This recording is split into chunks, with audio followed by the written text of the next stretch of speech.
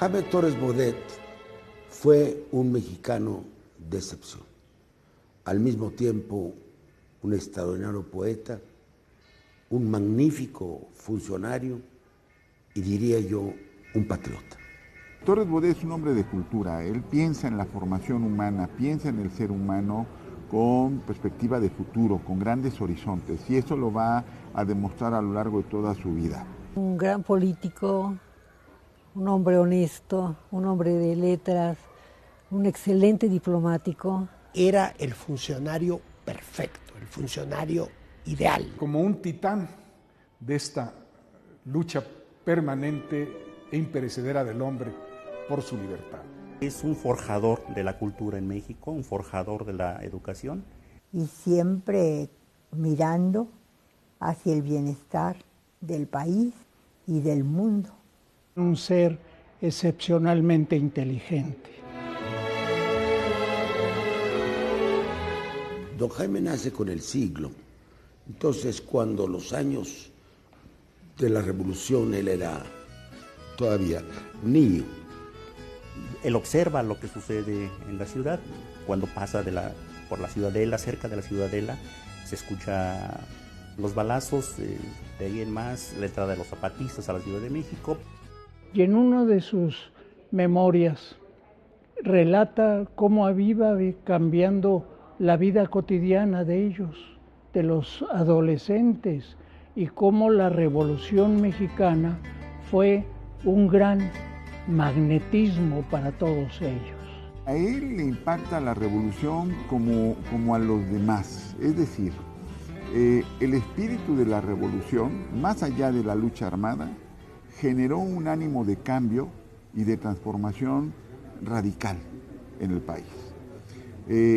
Por alguna razón, quienes viven ese momento saben que tienen que fundar un nuevo país. En su formación infantil es la influencia de la madre francesa y con el janseísmo, es decir, pensar primero en las obligaciones del ciudadano antes que en sus derechos. Por eso es interesante, siempre él antepone cuál es su deber consigo mismo, con México, con el servicio público, antes que decir tengo derecho a recibir un premio, una gratificación por ello. Es entonces quien le señala el sendero del derecho, de la jurisprudencia. Existía todavía, cada vez menos, la idea de que el ser abogado, el ser médico, el ser arquitecto, aseguraba el futuro. Las gentes que se querían formar estudiaban en la Escuela de Altos Estudios o en la Escuela de Jurisprudencia, de la que ya había una larga tradición, ¿no?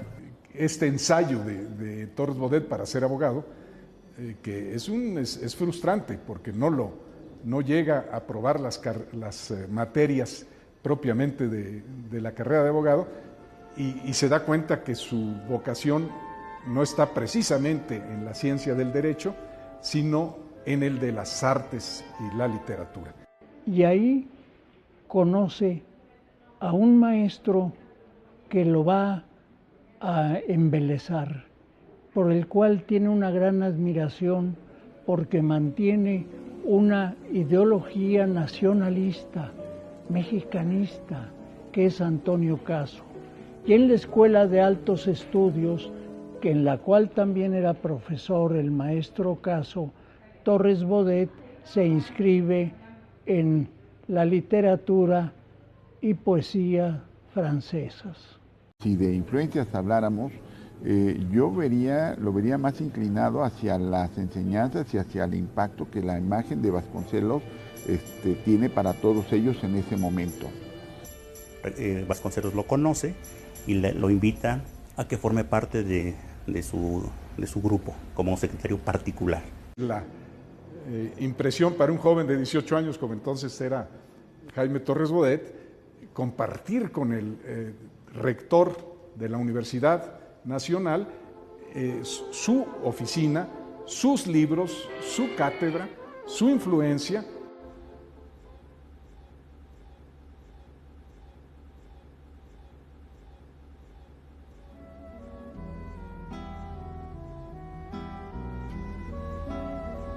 Mi padre, José Vasconcelos, lo nombró en director general de bibliotecas en la recién fundada Secretaría de Educación Pública. Una parte importante, tal vez la más importante del proyecto vasconcelista, en el que él tiene una fe ciega, es la cultura del libro, la lectura, la biblioteca.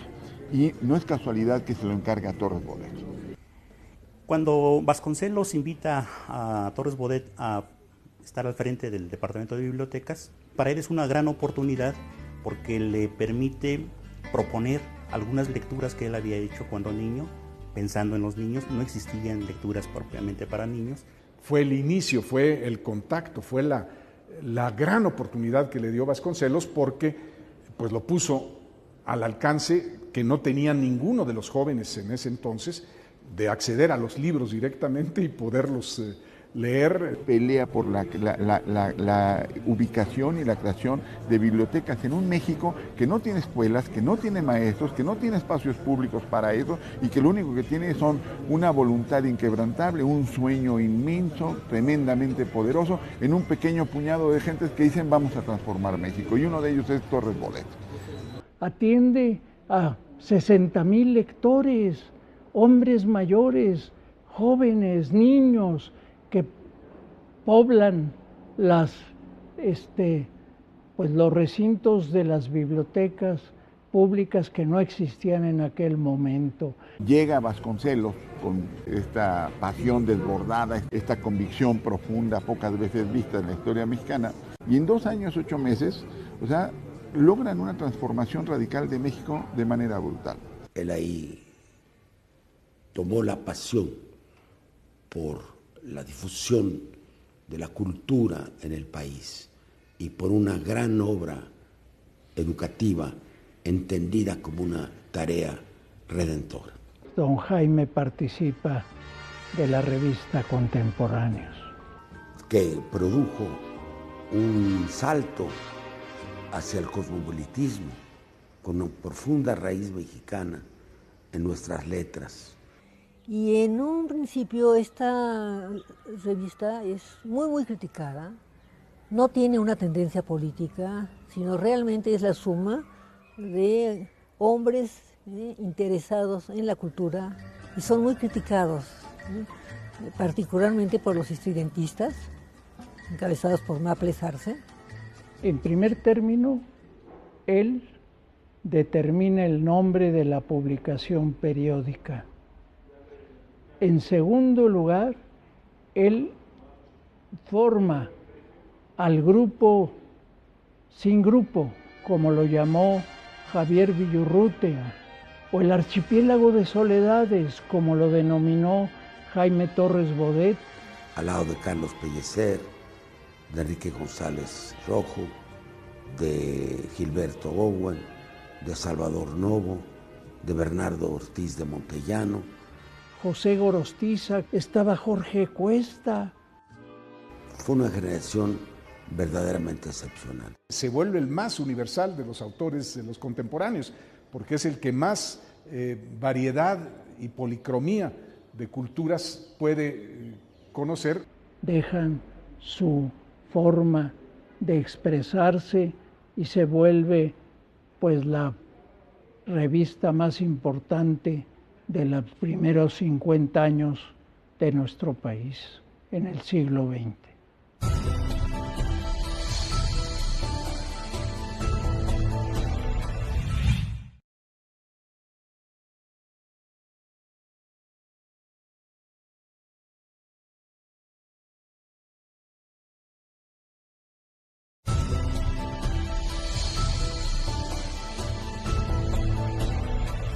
En Torres Bodet va a haber un interés y una preocupación y un gusto por el estado del mundo.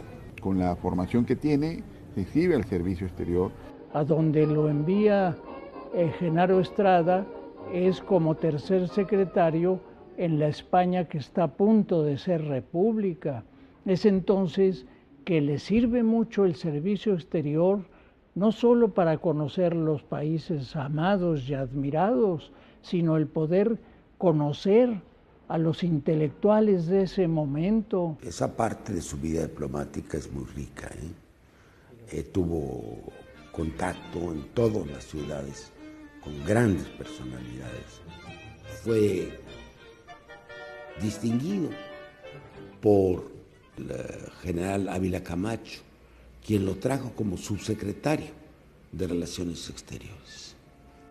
Posteriormente llegó a ser el secretario de Relaciones Exteriores. Este periodo también es muy importante para Torres Bodet y le tocó vivir en carne propia lo que supuso el dolor, la angustia, el sufrimiento de una guerra absurda, inconcebible, inhumana.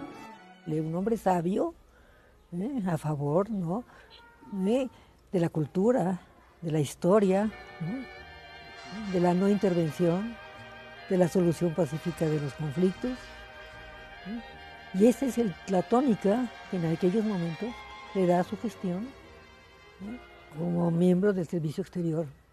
Su última estadía en Europa, en efecto, antes de volver como embajador de México en Francia, fue en Bruselas.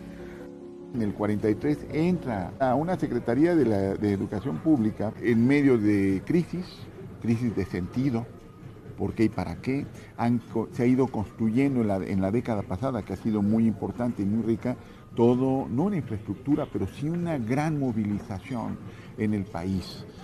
Don Jaime sabe que su primer deber es luchar contra la ignorancia, romper las ataduras y la servidumbre del analfabetismo. Convocó a los adultos a que enseñaran a algún adulto a leer. O sea, quiso integrar a los mexicanos en la enseñanza y en la alfabetización de un país que en estos momentos sigue teniendo 7 millones de analfabetos. Inicia una primera campaña muy importante de alfabetización, la primera gran campaña de alfabetización que ha tenido México. Da mecanismos operativos, es un hombre práctico, sabe que no basta el discurso, ni la sentencia, ni el enunciado, sino, muy bien, ¿y ahora cómo lo hacemos? La gestión de Torres Bodet es muy importante porque es un hombre constructor. Es un hombre constructor de instituciones. Construye escuelas normales. La creación de un instituto de capacitación magisterial, que también se crea en estos 2 años que está al frente de la Secretaría en el periodo de Ávila Camacho. Le da una gran importancia a las escuelas rurales.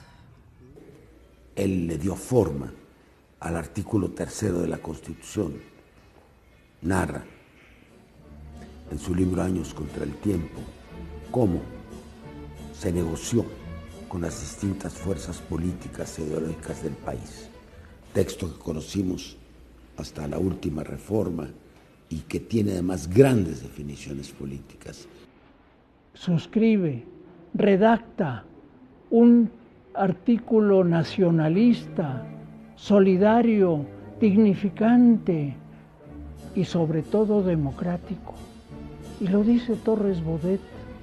Dice que será democrático entendiendo la democracia no como una estructura jurídica, sino como un sistema de vida que tenga incesantemente el mejoramiento educativo, social, económico y cultural del pueblo. La educación es el centro de todo, que sin educación no hay libertad. Sin educación nadie puede ejercer sus derechos. Sin educación no hay conciencia de identidad nacional. Sin educación no hay una aspiración democrática porque no la conoces. El teatro de las acciones, el foro de las acciones, el espacio de las acciones está en Europa, en un mundo que está tratándose de reorganizar. Y ahí va Torres Bodet como canciller y participa en la Asamblea de Londres, donde se va a fundar la UNESCO. Ahí se funda la UNESCO y él es parte de, pero no solo parte, es uno de las voces más escuchadas en ese momento. Es una de las voces de mayor protagonismo por la lucidez de sus principios, la exaltación de la democracia. Evidentemente su ideología, su calidad intelectual se vierte en la redacción de los principios de la UNESCO, del sentido y de la misión de la UNESCO. Él es efectivamente uno de los promotores más acuciosos de ese proyecto, de trasladar la Carta de los Derechos Humanos como tal, una relación de derechos fundamentales universales, también a una acción directa hacia la cultura. Y bueno, después del primer director, que fue un científico británico, Julian Huxley, fue invitado don Jaime a ser director general de la UNESCO. Desempeña un importante papel como director general de la UNESCO.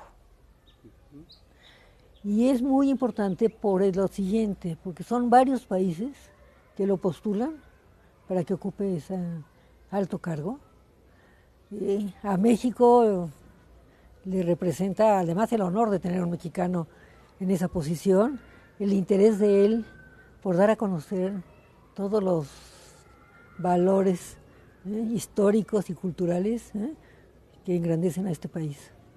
Le toca participar en muchos de los eventos posguerra, es decir, después de la Segunda Guerra Mundial, en muchas conferencias, lo mismo en Brasil, en Colombia, en París, y le toca a él proponer que como parte de las Naciones Unidas haya una área especializada en educación. En esos 4 años sufrió porque se tuvo que enfrentar contra la soberbia de las naciones, contra el despotismo de los países poseedores del dinero, ¿no? Su soberbia y su insensibilidad de estar saliendo de una guerra tan costosa y tan dolorosa, y sin embargo mantener todavía las mismas posiciones de ambición y dominio. Hablaba de que se sintió muy frustrado porque de lo que él había proyectado para la UNESCO, sentía que había logrado hacer muy poco, que estaba atajado por impedimentos burocráticos, pero además los intereses de las grandes potencias impedían llevar a cabo ciertas cosas que don Jaime consideraba importantes para la propia organización. Y es entonces que prefiere, en el año de 52, presentar de manera sin posibilidad de retroceso su renuncia.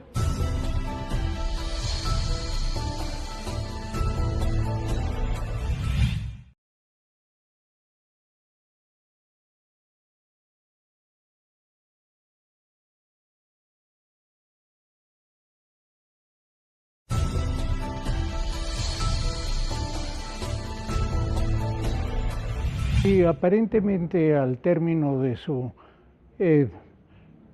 dirección en el organismo internacional, don Jaime ya había concluido una carrera pública. Se incluye en las tareas intelectuales que le correspondían.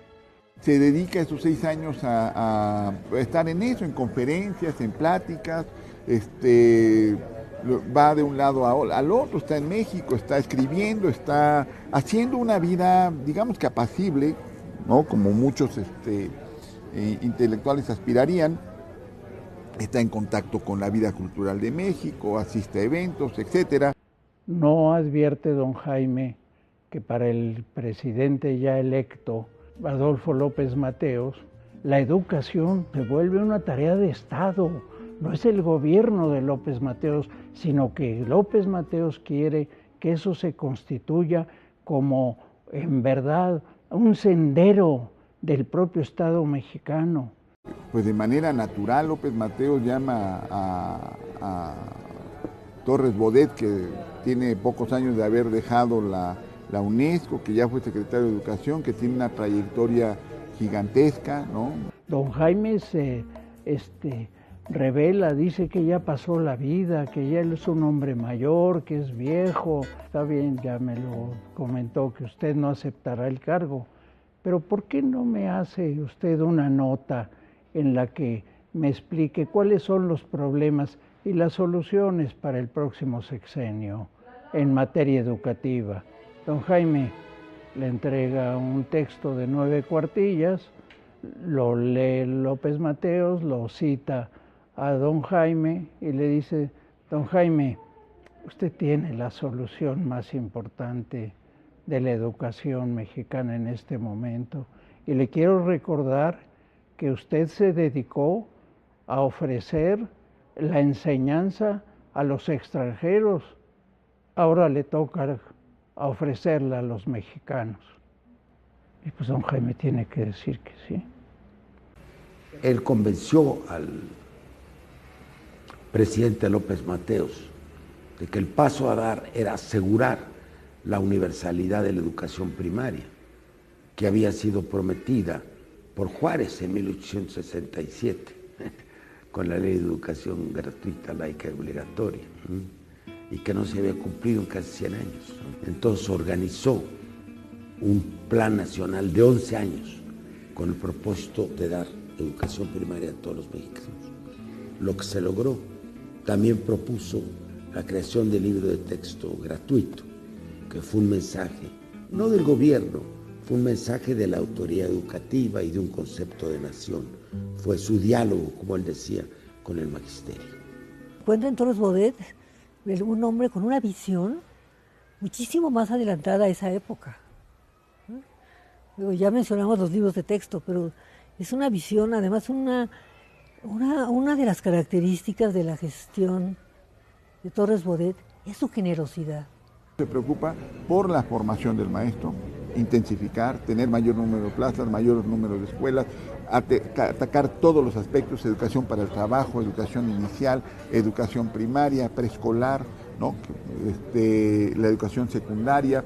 Se preocupa por la educación media, ¿no? Con una orientación ya preuniversitaria. Trabaja los asuntos de la cultura desde la perspectiva de lo que ahora llamamos Bellas Artes. La construcción del Museo de Antropología e Historia, del Museo de Arte Moderno, del Conservatorio Nacional de Música, ¿no?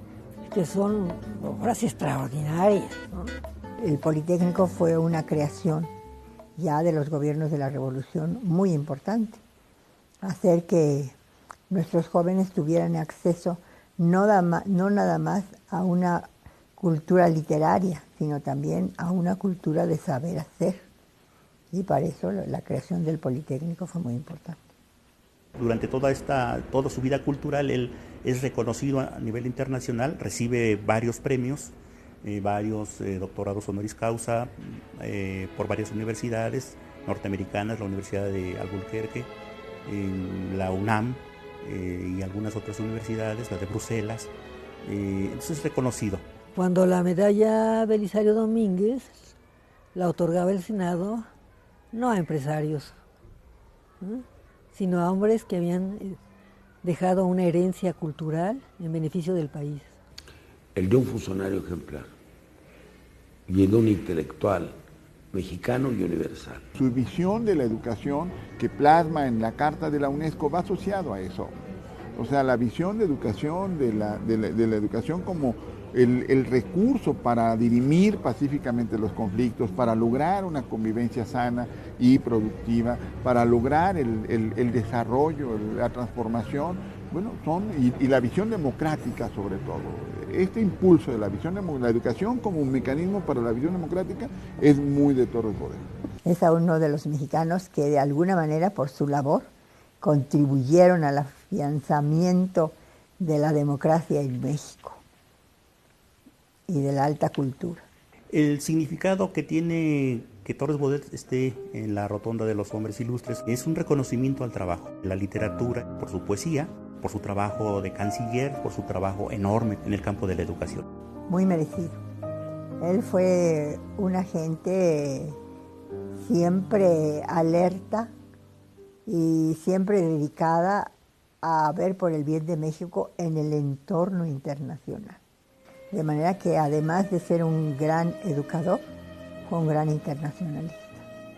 El día que él se suicidó, su casa de la calle de Güemes, ahí en Las Lomas, una hora antes le entregó a su secretaria, de nombre Orfa Garrido,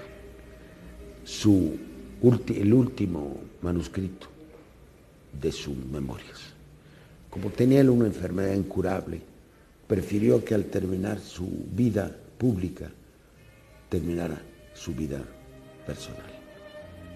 Al día siguiente lo estaba enterrando el gobierno y el pueblo mexicano en la rotonda de los hombres ilustres, como no había pasado con ningún compatriota nuestro.